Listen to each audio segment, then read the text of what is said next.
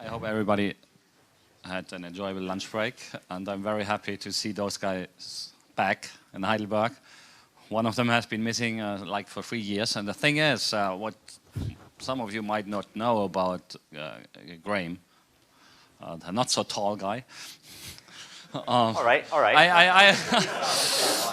I was trying, I had to improvise, and he has been with the troopers 6 and 7 years ago, I think. Yeah, for 5 years. And at the time, he, in 1 year, he demonstrated compromised net screen, Juniper devices, supply chain, and backdot on the firmware level.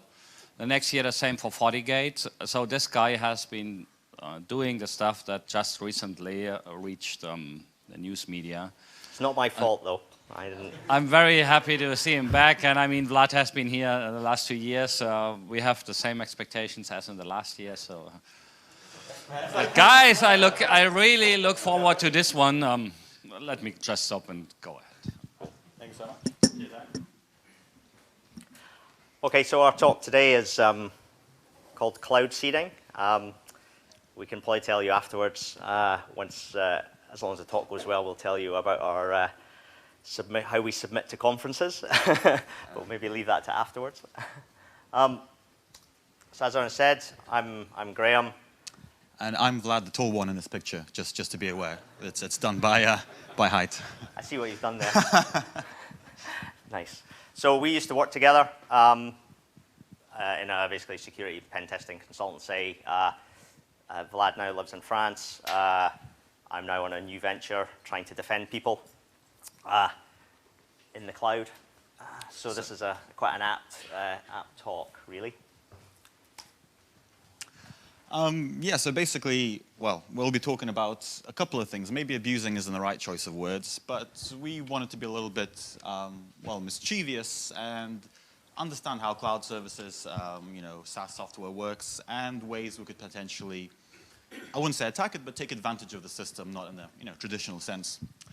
And of course, want to experiment with bots. We kind of know all about bots. We see them everywhere. We have about Twitter bots. We know about Facebook bots. We know about even bots for things like Tinder and Grindr, where people link each other up and they get the chat bots to try and emulate real people.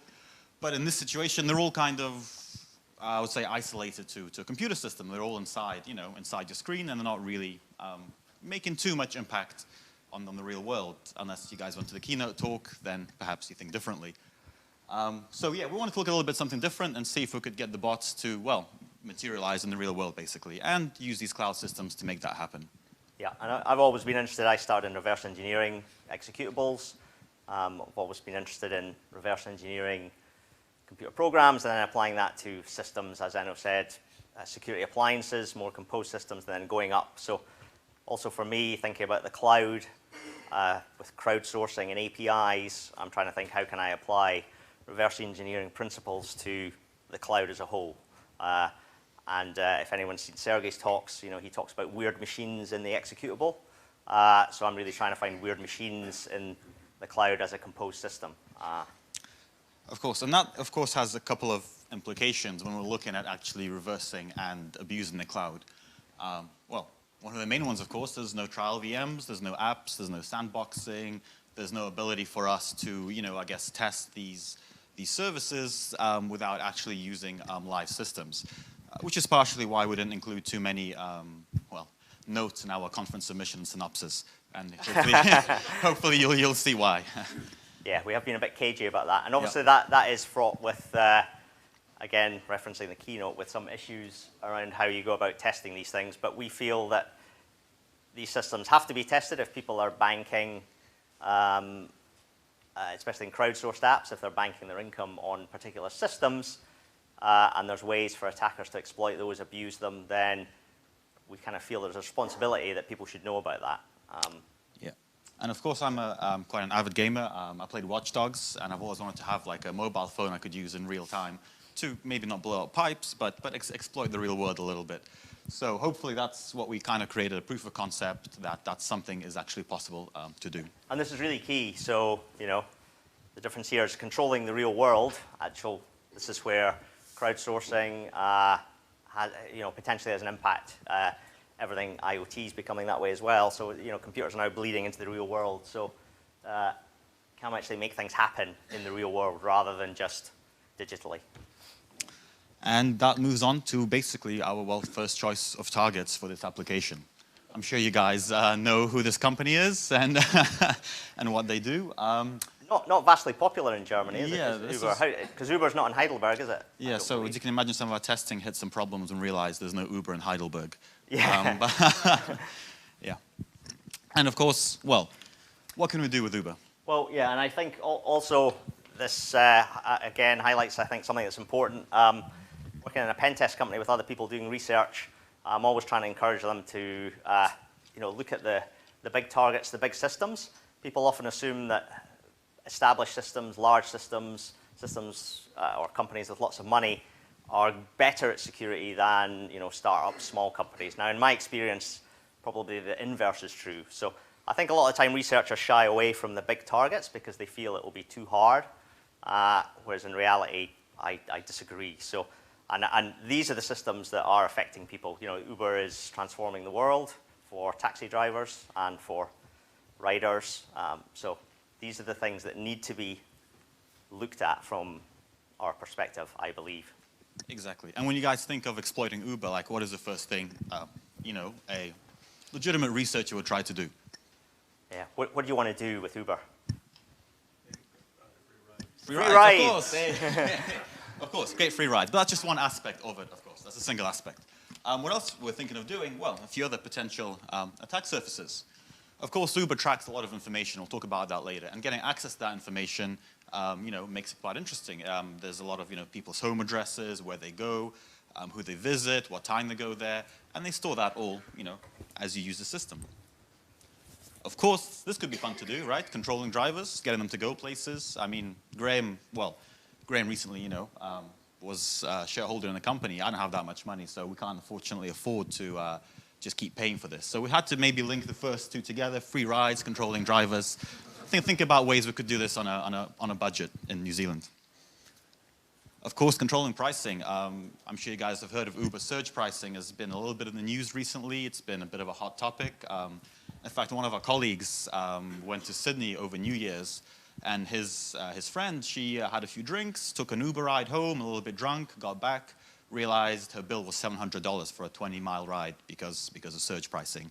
And by that point, you've already paid the money, so it was a little bit awkward. Oop, wrong one, sorry. Carpooling, yeah, that would have been better. And another interesting one, denial of service. And that doesn't mean, I guess, in the typical respect of, bringing down the servers or stopping people accessing Uber. It's again, a little bit different. Yeah. So Uber obviously available worldwide, so that's good for us in New Zealand. We don't often get services like this till later, but it is available in New Zealand. They have a public API. The public API is based on OAuth, though. So from an attacker perspective, it's not very attractive, and it's limited in what you can do. So obviously with OAuth, I'm going to leave authorization tokens on every request I make. So that's going to make attacks very trivial to block or any abuse. They internally obviously have their own private API. Yeah, so they don't use the public API to release anything close to it internally in their systems, which is quite interesting. Yeah, and obviously you're probably aware with the promotional system, that's where some of the stuff on the internet about how people are trying to abuse that already to try to get free rides. Yep. And they have a few interesting issues. So as I said before, they actually did their own data collection on users, and they removed this blog post after it got flagged on the internet. I don't know if you guys ever read this, but it's called Rides of Glory. So they basically got a bunch of data around New York, and they tracked users, specific users that would leave a particular club or a point at night. They go to someone's house, residential address, and then go back to their home address. And then they basically used an algorithm to work out that these people are probably having either one-night stands or, probably dating someone or seeing somebody, and they published all this data. And they were looking at time of ride, so yeah, of course. late at night, you know, after 2, 3 a.m. in the morning, Yeah. and then leaving at 6 a.m. You know, so And just enough time. That's effectively what they were. yeah, they published this, and then obviously people had a bit of an outrage, so they removed the blog post. Fortunately, the internet never forgets, and we have that on webarchive.org. I highly recommend you guys have a read of it. Of course, the non-transparent price surging. They have the certificate pinning that then basically prevents the view or available use of the private API. And of course, they'll have fully obfuscated code. Well, almost fully obfuscated code once it's decompiled. However, a few issues remained in the app once you actually took it apart. Yeah. So me and Vlad I'm around at Vlad's house, and we're trying to pick a topic for research, as you do as researchers. And we thought, well, Uber, these ideas we've discussed that we're interested in. So in terms of obtaining the APK, and then it's Java-based, as you know, in Android, so you can decompile that. Has been obfuscated, but we start looking through the decompiled code just to see, it gives you an idea of how well it's written, what information is lying around in there, and what you can do with it. And some interesting stuff. There's, like most apps, there's some relic debug and test code. There's some interesting things in resources.arsc. It does use certificate pinning, which I'll talk about in a minute. And obviously, there's API keys, though, and some message types. So API keys for PayPal, obviously other payment systems, Braintree, and their own. So one of the first things we did was actually grepping through the code. It's huge code base, mostly obfuscated, and looking for anything interesting that could jump out at us that we could maybe, grab a foothold in and understand how the application worked. And really, so we found something which we thought was pretty funny, and this is really the hook as to why we kept going. So there's some test code in there. The Uber developers are obviously fans of Breaking Bad. Mm-hmm. And basically, the picture on the right of Heisenberg, that is your test driver. So Heisenberg, and he comes to pick you up in the Cook van. Yeah. So these are the URLs. They're still there. I mean, this is what they use. So, and even their test driver name is even called Heisenberg. License plate is Cook, and yeah. So this is nice. They have a sense of humor, so that's good. So hopefully they'll enjoy this talk as well. Yeah. Of course, this didn't give us that much. However, it gave us sort of the hook, the idea to keep going. We're like, well, they left this in. They have some sense of humor. They have test code, debug code. What else can we find? Unfortunately, the application, well, it's quite difficult to track down. So I guess the next step was actually to do certificate pinning and get access to the API and see what information we could get out of it. So certificate pinning is basically there to stop you running a proxy. So typically with a mobile phone app, you'll get on a local Wi-Fi network, point it to a proxy like Burp that intercepts all the requests and responses, and then you get to see what the app is doing. And from that, you can then try to create your own requests and hit the endpoint APIs of Uber or whatever app you're testing.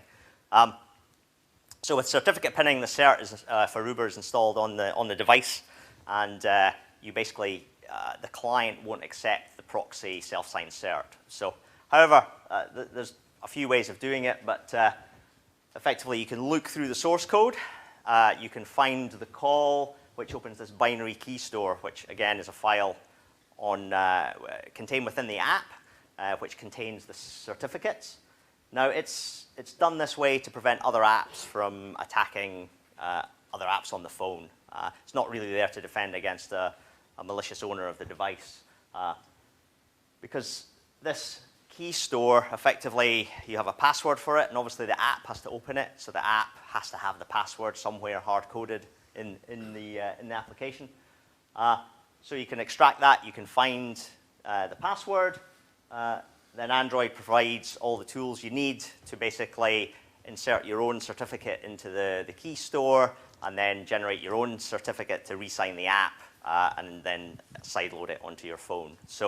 And what that does is that then enables you to basically proxy the application, capture all the requests, and that gives you a window into how the application is working. Because obviously most mobile phone apps, if they're written properly, they're not really doing very much. They're sending information to servers on the internet that actually do all the heavy lifting and the processing. So if you can work out what those calls to the API are, then you should be able to basically throw away your phone and just do it all from your computer, which obviously from an attacker perspective is a lot nicer. It's scalable. You can program in your language of choice. You can deploy things on Amazon and run them against the API rather than being limited to a small phone. Of course, and certificate pinning for us is kind of like a good sign and a bad sign. It's easy enough to bypass. However, it's also, you know, a barrier enough to stop many, many people looking at the application. So we were a little bit hopeful to find something interesting. Yeah. And just to give it a summary, I mean... Oh, that's the key, by the way. So this is the Uber key store password. This is just a script, just to show you how easy it is just to knock up a script to basically insert your own cert and basically bypass this certificate pinning. If you root your phone, you can bypass certificate pinning, but obviously that completely breaks the security of your phone, which is undesirable. This is a bit more surgical. For every app you want, you can install your own cert, and it doesn't open up your phone to basically running any unsigned code at all. So it's just a bit nicer. Exactly, and obviously once we did that, we could then proxy the application, look at the API calls, and the next obvious thing to do is, of course, go for a ride. That's where all the interesting things should happen. So we... because obviously you can't, you proxy the app, but you're sitting at home, nothing's really happening. You need to take a ride. So you need to proxy while you're in the Uber. So we took a few short distance rides with a couple of laptops, some phones, some other equipment. You know, we called the Uber from one point to the other.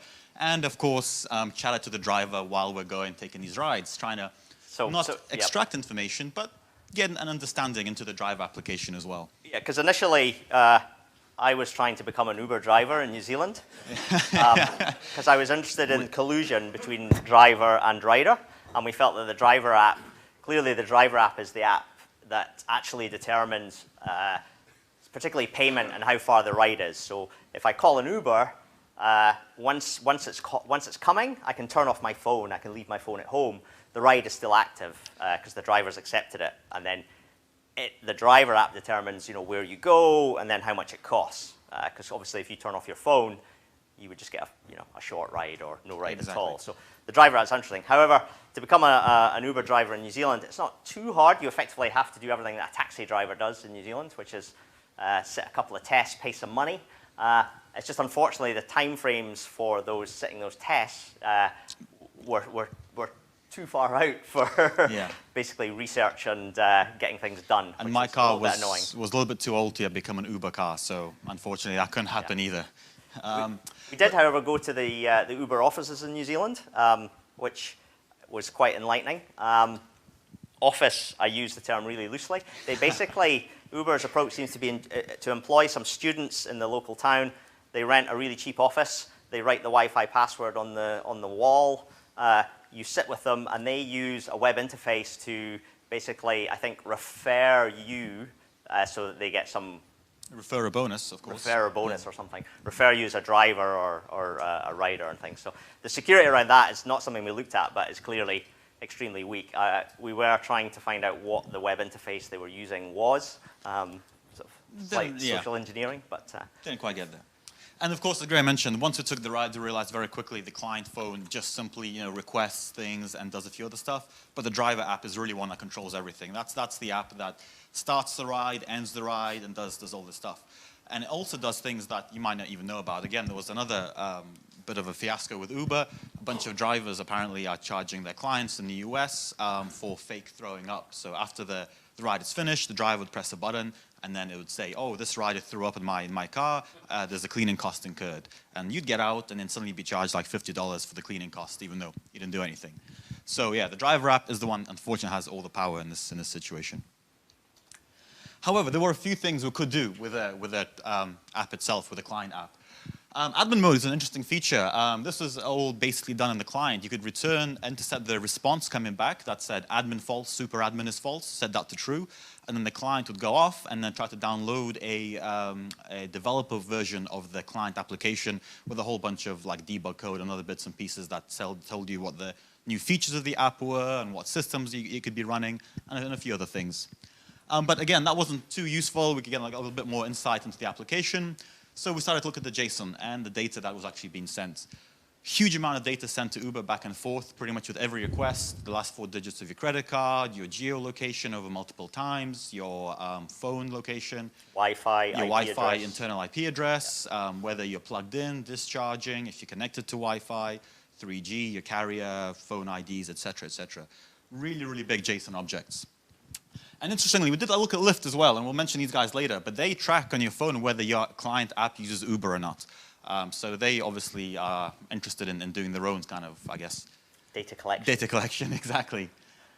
Research, sorry, data research. But yeah, so in this situation, what we did get back, though, is, of course, all the information about the drivers that was coming back. And this is where sort of the first part of our ideas started coming together.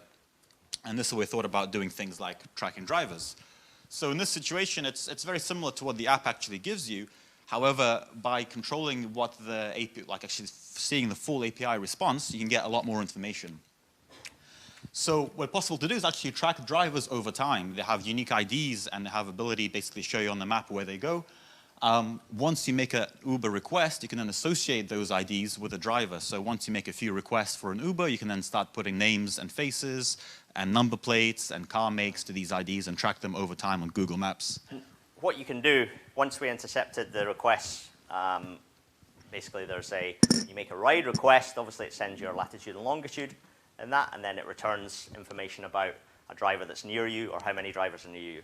So once you have that request, we can basically write it in Python, we can script it up, you can start to do things like cycle through latitude, longitude very quickly and return information about drivers. So you can effectively survey a city, you can have a grid of latitude, longitude, and you'll get back all the information about all the drivers in that city. So this is just the Python script accessing the private API. This is actually in Wellington. It shows you how many vehicles we have, the surge price, and each vehicle and path ID. We're not going to do anything just yet at the moment, but that then can be very easily, put across onto a map. And when taking the rides with the drivers and chatting to them about how they use the app, how it works, obviously with Uber as a job, it's a sort of opportunistic job. Some guys go out to like a taxi driver, they'll go out driving and pick people up. But typically what they do, particularly because of surge pricing, is that they'll have their Uber on all the time, effectively. And if they're in the car, they're running Uber. So even if they're not actively going to accept rides, they're looking for potential, if surge pricing comes in, there's money to be made, they'll do it. So it's not even simply a case of tracking people while they're driving for Uber. Basically, anyone who's a driver for Uber, you can track them pretty much all the time. So now, in this map, this is live data from Wellington at almost 10 to 2 in the morning. The Uber cars, and each unique ID can be tracked over time. And once you make a request, you can assign that ID to a face, a number plate, and a name. So there's a few cars available right now, which is good for us for later on. Notice they're all around a street called Courtney Place. Yeah. Wellington's very small. There's one street where everyone parties, and that's it. So if you're going to be an Uber driver, you go to Courtney Place. So we'll come back to those guys in a little bit. Of course, the next step. Free rides, indeed. So free rides is the very obvious one. There's no real, well, we didn't find any meaningful exploitation in the traditional sense of being able to just, null out the payment or reverse the payment or somehow fake the ride. Obviously, as a rider, that's really hard, as we discussed with the driver app, and all sent, outside of your control completely, really.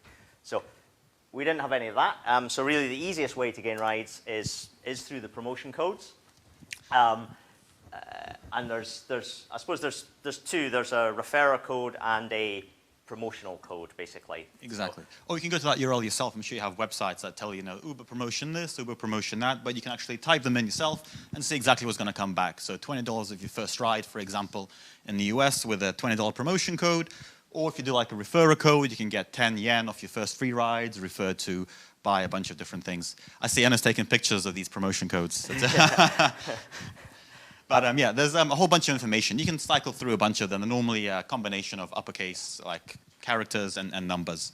And typically on sign up too, it's very easy to get $10 US, 15 NZ dollars free effectively as a free ride. So bear that in mind because that does become important for us later. Exactly. That effectively on sign up you can get. However, as you can see, the main issue is, number one is on sign-up, you claim your free gift, and for your first ride, you have a $20 promotion code. So it can be used once per account in this situation. So that had to, obviously, be addressed. Okay, right? Yep, so once an account is created, basically there's taking rides, So sorry, yeah. So once you create an account, you need to add a payment method, effectively, a valid payment method. So one interesting thing about Uber is that on account creation, you have to supply information, obviously, about the phone. You have to supply a payment method to sign up. But the checks, the verification when you sign up is very, I suppose I'd call it light. It doesn't really do much checking. So for example, I am still registered as a driver, even though I've never sat the driver test. So I can't actively take rides, but I'm in the database as a driver because I signed up for that. And when the only time that the real verification happens is when you actually go to take a ride. So we ran into some interesting issues while we were developing the talk where we'd create an account, we'd go to take a ride, and then it would fail for some reason because of some of the information we'd provided at sign up. So, you know, my only idea for this is that they want frictionless sign up. They want to make it easy to sign up. They want lots of users, and they probably have a lot of users that have maybe never taken a ride, but they have lots of users, which for investment and everything else is a good thing. And obviously frictionless sign up is a good thing. So they're trying to encourage you to sign up, and then when you actually go to use it, that's when they start checking, because then you're committed. You need an Uber. It's like, oh, okay, I need to add another credit card, one I didn't steal, or whatever it is. Yeah. So my most basic idea was to create multiple accounts, do referral codes, and see if we could link them all together in this kind of like weird machines type of way. However, of course, the main problem to create an account is associated with your mobile number. And getting multiple mobile numbers, unfortunately, well, at the time, we thought it wasn't too trivial to do. However, there are ways you can approach the problem. So initially, we used the API to create a whole sign-up section string. They have a whole bunch of information in there. You send your, as Graeme said, you need to set up an encrypted, basically Braintree credit card number to send along to them. We went and got Prezi cards from the New Zealand Post Office. So these were prepaid Visa debit cards that were basically bought with cash and hopefully can't be traced to many places. And you go through the sign-up process. And of course, to fully verify your account and take a ride, you get a 4-digit SMS PIN sent to the mobile number that you provided. You can't sign up with the same mobile number multiple times for obvious reasons. And basically, you have to enter the PIN. You have 4 chances to enter this 4-digit PIN before the number resets itself. So using a couple of different mobiles, we managed to sign up this a few things, but of course, again, it wasn't very scalable. This is actually an interesting quote that came across while we were doing this research, and it's interesting, like Uber and a lot of other applications, even like Twitter and Facebook, are now just linking the mobile to the person. They want all the information from you, and they want you not to use usernames. They don't want you to use emails or other information. They want you to use your mobile to link who you are, because currently it's quite difficult to just go off and quite expensive to create new mobile numbers, to get new accounts, to get new headset, to get new handsets. And this is basically the problem we came across. However, there are some ways to bypass this particular issue. Yeah, so I mean, this is my view that cloud apps and all sorts of other apps are basically confusing phones and people. They assume that the phone is a suitable device to keep secrets on, and they also assume that their API will only be used by some official client on that device. Now, I think we'll show that all 3 of these are absolutely false and quite dangerous. So, as I say, we've got this 4-digit PIN that was required for verification, so we need some way to interact with the API to either bypass that or gain API access without that verification. Pretty much. Interesting thing is, you can actually, once you get access to the API, you can send a verification token or number to any Uber person as long as you know their ID. So when I was doing this research, I had Graham's user ID, and he was at home doing some work. And that's not mine anymore, by the way. Yeah, that's gone. And then suddenly he started getting messages from Uber saying, hey, this is your account, this is your account. What's more interesting, they have some interesting functionality. You can actually verify landlines and other numbers by simply adding voice_verification to the request. It's not part of the app, but then you can actually get Uber to call you. So when he was working at home... So this is in the API, but not in the mobile app, so it's not been implemented. But yeah I got called by this strange number, asking for voice verification. Exactly. I'm going to do a quick demo. So we initially then tried this with Skype numbers, which are a little bit expensive, but hopefully you can do something like this. So we send the message across, and maybe we might get a phone call from Uber. Are we online? Oh, here we go. You guys can see this. Incoming call. Verification call from Uber. If you did not request this call, please hang up now. Yeah, we did. Thank you so much. It's very chewy, very perfect. We'll verify that. You can now use the Uber app. Thank you so much. However, this, of course, came across the problem that these numbers, as I said, is a little bit expensive. So we managed to do this with a couple of Skype numbers, but they cost around $5 each to maintain. And you could do things like offsetting the price. However, we wanted to look at other options. Yeah.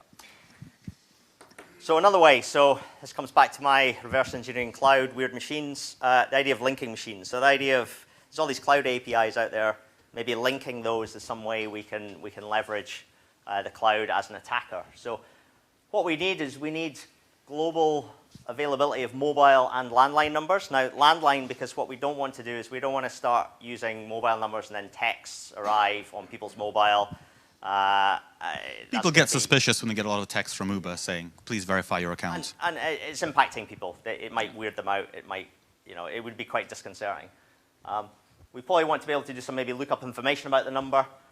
We want an API, so we want to be able to, program it. We don't want to have to type these things in. We want to build an app to do this for us. And we also need to be able to send and receive SMS, because this 4-digit PIN for verification is an SMS. So whatever we use, if there is one, needs to be able to receive an SMS. Now, funnily enough, Uber use an API called Twilio, because they send your 4-digit PIN. So looking through the code, we found these references to Twilio. So we go to twilio.com, and lo and behold, there's a wonderful API, telephony API, that basically lets you buy numbers. They can be voice-enabled, SMS-enabled, all of this, and very, very cheap, $1 a month. So. And remember, once you use a number once to verify the account, you don't need it anymore. So you simply sign up, verify the account, and then don't renew your subscription to the number. And for every number that we do with the promo codes, we'll get $10 back. Or 20 or 15, depending which code you use. That's quite a nice return. So that makes it affordable. Makes it very affordable. And it's an API, so we can create, potentially thousands of accounts programmatically, which is really nice.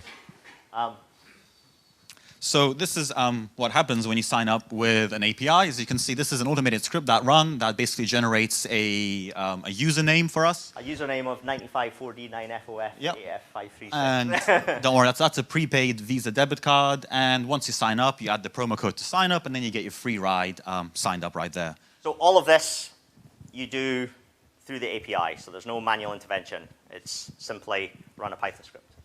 Graham's going to show you sign up, in fact, somebody right now, I think. Who are you going to sign up, Graham? I'll show you in a moment who I'm going to sign up. So I'll just give you a quick demo of automated account creation. Semi-automated. Obviously, you'll see it can easily be linked together. If this works. It's on the same as yours. It's just, yep.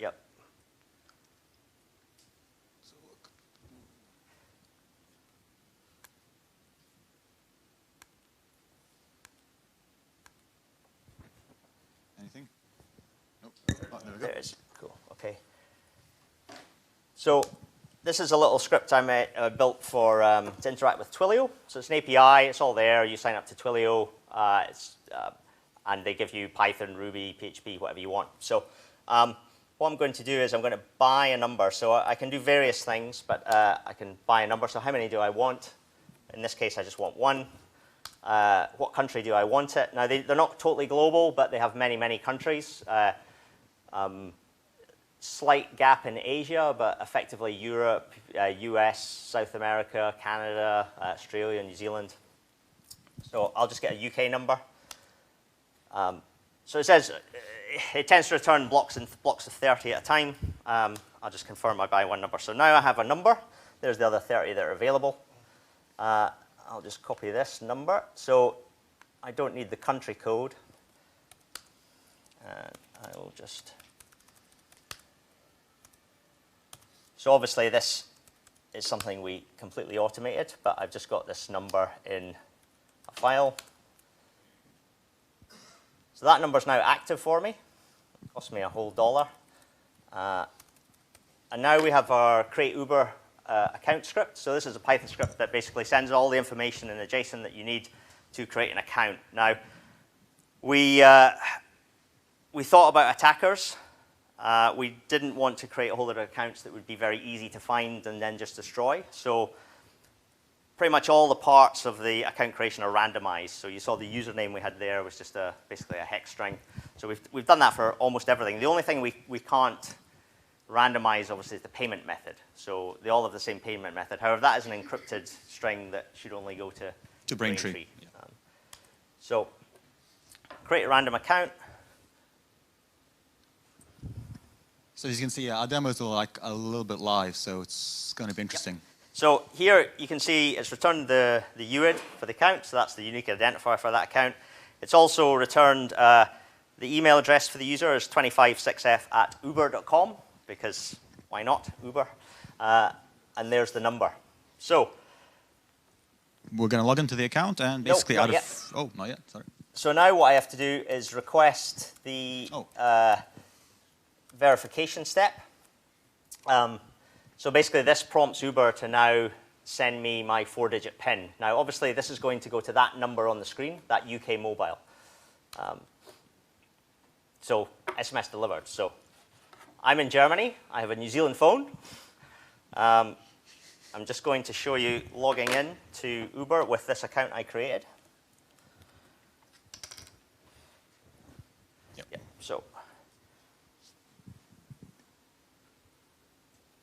when we first did this, we had ridiculously long randomized usernames. So the email has to be unique. And it was a giant pain in the ass.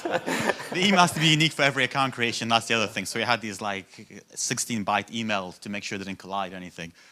So they also have randomized passwords, which obviously maybe you should hide that. No, that's fine. Yeah. Very secure, as you can see. This one is not particularly secure.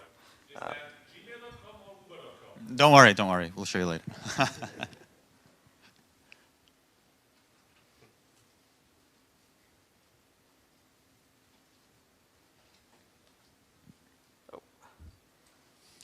Issues are signing in. Just my password. See, it is secure. So while Graham's doing that, basically then the SMS gets delivered, and well, for some reason you can't sign in. That's all right. 356F. Yeah, we have a few accounts to get through, so. That's all right. I'm just typing that. And of course, well, yeah, this is one method that we use to basically generate these accounts. So once these are created, we can do a number of things. We can apply referrer code. So these referrer codes then give a $10 or $15 bonus to the account that created it, and it'll give you another $10 or $15 bonus to a referrer account once you take a ride. So that means that you can basically use one account to then pump referrer money into to take longer rides, and for the shorter rides, you can use up to $10 to $15 value these single accounts to then take these rides and create money in your other account. So I've signed in with the account I created.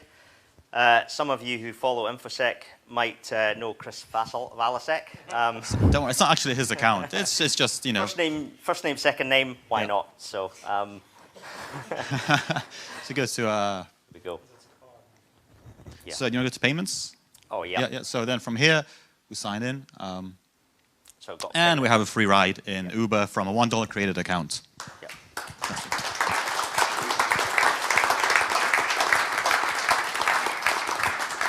You should just go back. Yep. So that's just an example for single account creation, and obviously we can automate that end to end. And there's never any reason to really sign into the phone as an attacker. And of course, there's a number of things you can do. Once you create a mobile number, you can offset the cost even more.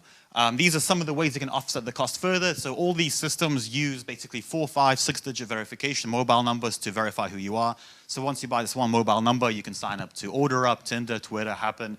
And a lot of these systems give you, again, promotions and money and bonuses when you first sign up, when you refer people. So you can have this offsetting system going on. So again, this goes back to the confusing people and phones, you know.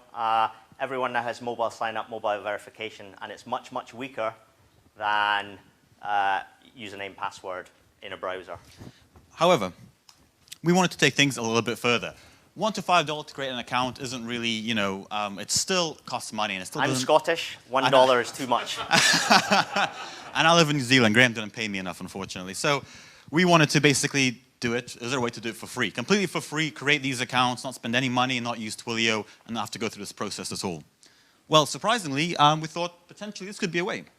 So, yeah, obviously, phone validation occurs after account creation. So there's nothing to stop us creating lots of accounts. And thousands and thousands of accounts, in fact. And as you saw in that demo, requesting the token is a separate request that we can do after we create the accounts. So for zero cost, all we need to do is guess the 4-digit PIN. So statistically speaking, if we say run some multi-threaded Python scripts and created, say, 10,000 verified accounts, or 20,000, or 20,000 verified Uber accounts, and then went on and say try to brute force a 4-digit PIN, we should get 4 out of what, every 10,000, so to speak. So again, remember the Uber, you get 4 tries. So what we get to basically attempt 4 separate pins on each account. So that improves our odds quite a lot. So this is exactly what we did. And we're going to try and run a live demo right now to show you how this works with any luck. So obviously with 10,000, that's, you know, we understand these are weak. Do you want to kick off the course while I talk about this? Yeah. So, you know, everybody knows 4-digit pins are not particularly secure, and that, you know, 1 in 10,000, I mean, that should be completely doable. And if you think about scaling this up, we did all this from, you know, basically laptops at home through, you know, home connections effectively. If you scaled this up to, say, you run a botnet, and you can do this on, you know, other computers that are controlled by other people, you know, you've got potentially millions and millions of accounts. So, and one of the I suppose one way of doing it without Twilio that we did is that you've got because Uber's global, you've got all the countries in the world, so you've got all the number space that you need. And even though Uber is a mobile app, as we said, you can use landlines to create accounts and register accounts. So right now, I'm running this against 800 pre-registered German accounts. You're just going to run and run and run, and hopefully we'll see in the proxy if we get lucky with an account. So we do have a video if this doesn't work. It's possible to do in about 1 minute 30 seconds. We managed to verify 2 accounts on Uber completely for free. So let me just switch. We'll leave that running. And yeah. Then, let's see if we get lucky at all. So let's see if anything happens. So we'll leave that running for a few minutes and let it do its thing. And we'll continue with our the next section. So what's interesting on Uber is that you can run these multi-threaded apps. Now, initially, we started, and obviously we're a little bit concerned about you know, running massive numbers of requests against Uber. We did end up creating, I think, at least 20,000 accounts, so that's unverified. And we could have done many, many more, and we've got lots of them lying around. Too many. We've got to keep getting mixed up with which country they're from. So one's from Spain, from Germany, from the UK, from the US, from India, Brazil. Everywhere. Oh, Brazil as well. Yep.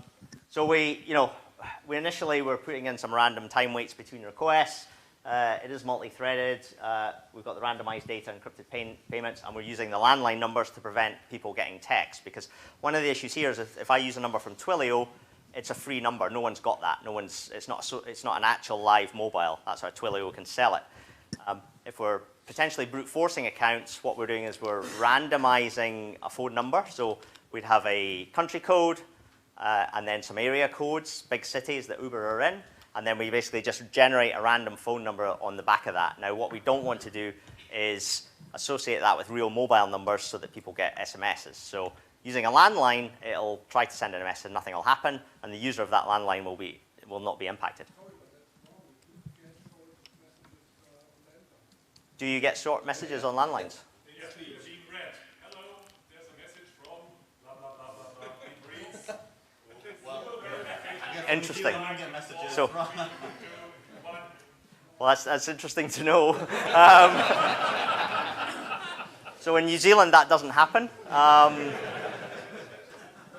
So that happens in Germany. So we did have about 1,000 German numbers. So not. Don't do this at night in Germany. That might have been a problem as well. New Zealand time zone. That's very interesting to know, actually. Which is interesting. I think about 800 of our 1,000 German accounts actually were created validly. So. Sorry, so this, unfortunately, this time. Did anyone get a short message code? We did consider targeting Heidelberg, but I thought that was a little mean actually, because you could use the target Heidelberg area code because we were coming to troopers. But I did spread it. I spread the pain around the country. Did you attend the keynote talk today? Yes. So we did, and me and Vlad were discussing that actually. So that's one of the reasons we used the landline. So we weren't aware that landlines receive text. Now, obviously that is impact. It's a bit strange, but what you'll hopefully see as we continue just the talk is that sure, we might have impacted some people. We may have, in terms of tracking drivers, sending codes to people. However, you'll see in a moment, I think, that the benefits to, well, the information we'll supply to people who are potentially relying on Uber as a job, I think it's important that they understand how people can attack it and how potentially they could not have any income. So we'll talk about that in a minute. So it was a very, very interesting talk, and we absolutely tried to minimize that. As we said at the beginning, the problem with cloud systems is that you have to test live. Well, you don't have to, but if you're going to test, it's a live system. So. Have you tried whether they would check on the prefix? So the city prefix, that you could just choose a non-existing prefix and generate a number that would never make it? So Do some checking. So when you go to take a ride, you can register an account, but when you go to take a ride, you'll have problems. It will fail the verification. So we had a number of issues like that with just randomly created numbers and trying to then go further with the account and actually create rides. So how are you doing? Did you get one? No, Not yet? Not yet. But Okay. so we'll do actually, because it's going to get lucky, it's going to get unlucky. We'll show you guys the video. We did manage to get one off. You can just leave it running until the end, Yeah, fair enough. and then we can all show the video. We'll show the video now.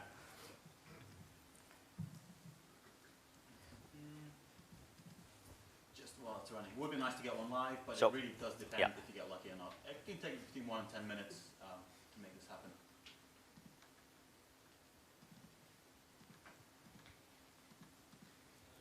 You got a video? Yeah, we're going to leave it running. We do have a screen capture of one of the runs we did. I think it was only the second run actually. Yeah. Stick it on the main screen. There you go. Yep. Yep. So this is exactly the same code. And if you watch this closely, you'll see Vlad kind of flapping around, going, "Oh shit! Well, Oh my God! well, I've you got can some save accounts." well, just run the same thing, and just right now it's not actually sending messages, sending these account tokens off to basically 4 tries for each account. These in case German numbers. Keeps going, keeps going. It's about a minute long, this video. And as we were saying, Uber, we started slowly and we started carefully, trying not to. And as we tested, we realized that basically the Uber infrastructure is very good, and they don't. It's very stable. They don't appear to have any throttling or detection of this kind of activity at all. So, you know, we became bolder and bolder, and as you can see, we're ripping through 200 threads. 200 threads at a time. This is finished now, and if we go back to purpose, you can see what happens here. So- The very top 2 requests, you can see, so these are all posts, the SMS messages requests, all 200 status. Pause this here.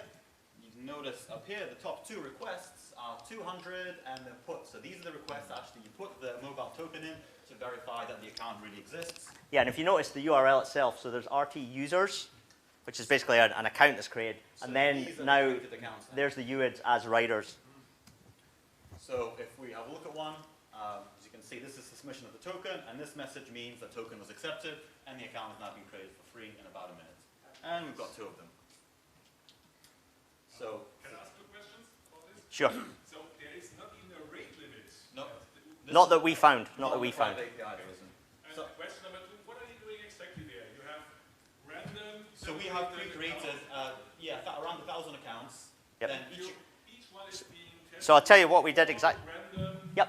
So what we created, so the create Uber script that I ran earlier, we ran that, and in there is a function we can switch on and off, which basically generates random phone numbers for particular countries and towns. So we run that and as you saw, I entered createuber.py, and basically it takes a file, or the random ones, and I basically put in how many I want, so 10,000, 20,000. We create all the accounts, and then we run the second script that I ran, the send SMS, against all those accounts. So that means Uber sends out the mobile tokens. So the mobile tokens are sent, and then we attempt to, we basically send the same request that I did on my phone of entering the message token, which as you see is a very small, it's just token and a 4-digit PIN. And we get to try that 4 times for each account. So what we would do is we would select 4 pins and then use them across all the accounts without changing them. Basically, So all the accounts will get, across the accounts. yeah, all the accounts will get a different, well, with 10,000, say half of them, there'll be some the same. So if we select 4 and then try them, and we get hits. And then what happens is after 4, they resend another token, so you get to try again with another 4. But it's changed, so the probabilities are still the same, effectively. So it is possible to do it within like a 1 to 10 minute thing. I'll let it run for a little bit Yeah. while we finish off. Did you come across any kind of indicators that someone else might have been already doing something like that? Not really, we have no visibility, so we're not hacking Uber here, really. All we're doing is legitimately using their API to create accounts. I know, I think that's an important point. I mean, it's kind of funny, but that is all we're doing. And that is what they want. They want users. Yeah. So, If you guys want some accounts, we have a big list lying around. welcome to cast that. we may have a few promo codes, but Yeah, that's all. exactly. So, but there's more. There's Yeah, more. there's a There's few more. more So, things I want to mention. so 2 accounts in 90 seconds. So imagine scaling that up. Just bear this in mind. You scale that up, you create millions of accounts. You create, millions of. It's just statistics. If you want millions of accounts, you can have them.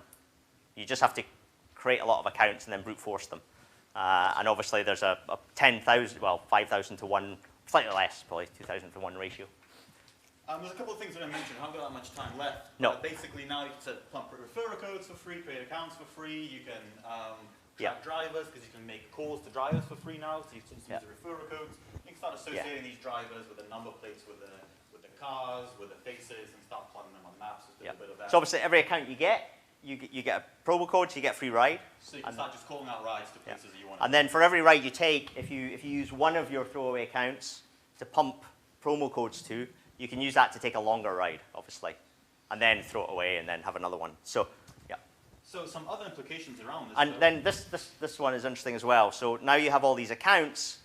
It's not a single account, and we use it to map a city. We actually have, if you have 10,000 or a million, you can make all those requests at once and map many cities and retrieve all the information about the drivers. So you could, how many drivers are there? You track all the drivers, potentially. Yeah. However, there's a couple more things I'd like to mention around this. Yeah. Before the time runs out. Yes? One question.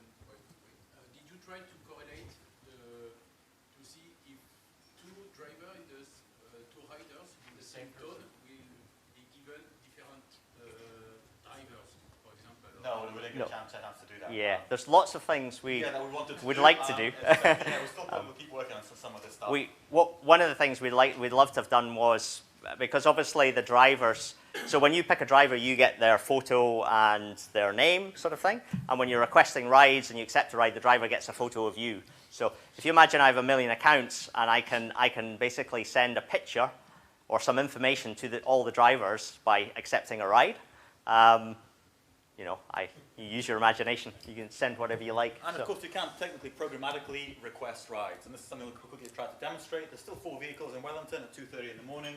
Let's see if we can request any of these. So we're going to request a ride. We're going to set location, pickup location, snap location. So this is automated using how many accounts? 4? 4. This 4 is accounts. Yep. Success. So what we're trying to do here is, Call the driver. so we briefly mentioned it. What the impacts to drivers of Uber. So if I have millions of accounts, not only can I benefit by free rides, but that's not really the interesting thing. The interesting thing is, if I have millions of accounts, I can actually request a ride from all the drivers using my robots. But they'll turn up and there'll be nobody there. I can request all the drivers go to one place. I can request all the drivers pick up in one place. I can request all the drivers go to the airport, and my buddy, who's the last Uber driver who I don't request, cleans up around the city. Also, if I'm a driver, I can request lots of rides, and what we're trying to do here is just exhaust all the drivers, which should create surge pricing. Yep. Because it's supply and demand. Surge pricing is supply and demand. So if I exhaust demand, my price goes up. We can do this all for free with these promoted and freely created accounts. And then really, I think the most interesting one is we could also just register all the mobiles. In a city, in an area, in a particular place. And Uber would have no more users. So, Yep. Is there anything to prevent you from, let's say you have a mate who's a driver, to cash out all the promo codes? no. Like, nothing like that, because we just... However, something you could do is money launder. So if I collude with a driver, I can basically potentially create fake rides. Uber gets 20%, we get 80%, but we clean the money. So as an aside. And So we could actually take some of these free rides, that's some screenshots and other things of taking like free rides around Wellington using created accounts with promos and referrals. However, there's one more thing I'd like to mention before our time runs out, we're getting close, is of course Lyft. Now Lyft is an American-made company, they're a $2.5 billion company chasing a $30 billion company. And because they're American-made, well, we can't have numbers, of course, that are New Zealand. So we couldn't request rides in New Zealand, we couldn't test any of this stuff. However, we did find a few things out. Initially, when I first started to look at Lyft, we basically used these phone sharing services. So on the internet, you can go online and you can basically request 10 to 15 SMS services, and they'll give you US phone numbers, and everyone can see them. They'll send like a message to this US phone number. A lot of people use this for US services when they haven't got US mobiles. However, they're fully shared.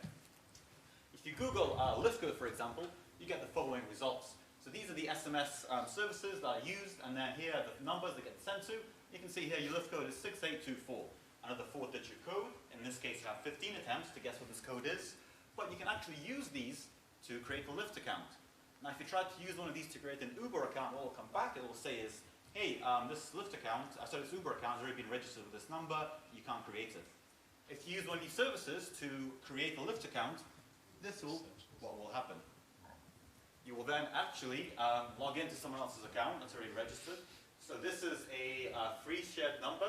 You sent an SMS code to the online service. We then logged into Lyft using the sign-up functionality. How that number already exists. You become that person. effectively, registration, login, and sign up on Lyft are all the same. Exactly the same feature. And if you request a new PIN code, you just become that user.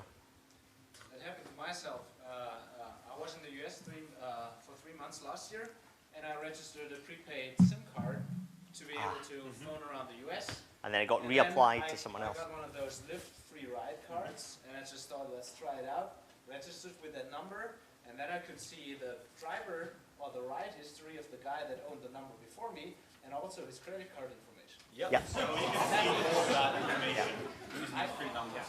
Yeah. Now, the other interesting thing is you can apply exactly the same brute forcing techniques to numbers with Lyft. However, for ones that don't exist, you'll create new Lyft accounts. For ones that do exist, you will get their information, their credit card details, their ride history, previous places they visited, and, oh sorry, wrong laptop. So in this case, you can tip the driver, you can see what they did, you can spend their money. You can also, if we found this, they have a driver application, you become a Lyft driver, they're registered, so it's only one application used in Lyft. So you can actually take over people's accounts by using exactly the same brute forcing technique as we did for Uber. We didn't do that, we only used shared numbers as a proof of concept. But you do get 15 attempts, so we ran the same scripts against numbers that weren't registered, and we, again, generated 4 Lyft accounts in about 30 minutes. Yeah. Yeah, so this is basically a set to Lyft. Yeah. And of course, what that means is what you can do ride history, you can do mobile user enumeration, you can impersonate drivers since it's a single app. Yeah. You can do information compromise, phone number, email address, last 4 digits, home address, everything else. Yeah. So that was a quick burst through Lyft, but really, this is the summary, I suppose, for us, our conclusion. You know, using 4-digit PIN codes, the way Uber do, is very weak. We know that, yet people are doing it. And for us, these are the interesting outcomes.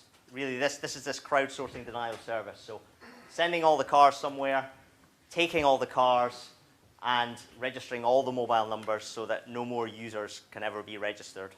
And that last one is, well, they're all, well, this last one actually is free because you never need to actually send the 4-digit code. So Well, if you brute force you could them, just, you can do that. and if you brute force them, you can do it, but you can just register all the numbers. So. Basically, yeah. Thank you so much. We're a bit over time, but yeah, obey, be patient.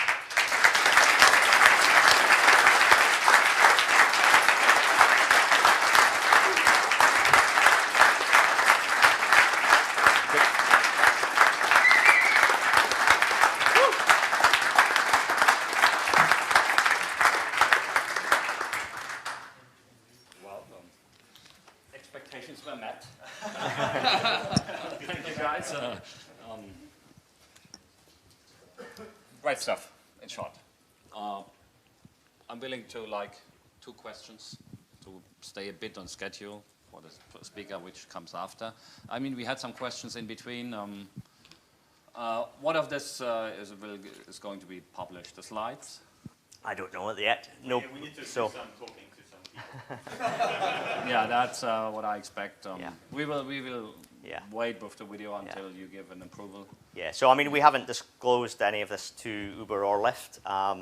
Partly, well, for various reasons. One, yeah, one because it's as I say, it's by design. It's not really vulnerabilities. They know what they're doing. And my experience of talking to vendors slows everything down. And you've had even more painful experiences. So I'm not a fan of pre-disclosure. And then it's a question of discussing it afterwards. So yeah. Any questions from the audience as for the technical side of things? There is one over there. And you need a mic or you just want to shout? If there are no technical questions, I have questions concerning the visual. Where did you get all these great It's called the internet. All Russian propaganda posters. Which font did you use? Font called Kremlin. that- Called Kremlin. Wasn't it Soviet? No, it's Condensed. Kremlin, No. Oh, yeah. Comic Sans. Yeah. Yeah. The list of other social apps, those are ones that may or may not. Well, what I'm interested to do is, if you think about things like apps like Waze, which are all about where the traffic, where the police, where are things happening. If I can send all the Uber drivers down a street and make it really busy, or pretend that it's busy and you know divert traffic, and I have a smooth view. I mean, I think there's all sorts of things you could do there. The other apps, Facebook has 5-digit PIN if you sign up with mobile. Twitter has 6-digit PIN actually, so those get harder, but still tractable. I mean. So this feels like an origin. Have you come up with a new name for this other than rainmaking? I was trying to think of crowdsourced denial of service because I think that's the biggest impact actually, because that affects all the drivers. That affects the Uber, the business. You could, you know, if an attacker did this at scale, you know, no one gets an Uber, and none of the drivers get paid. They go to pick people up who aren't there because they're robots and everything dies. The guys will be around for further discussion. Again, thanks. Thanks very much, Daniel. Thank you.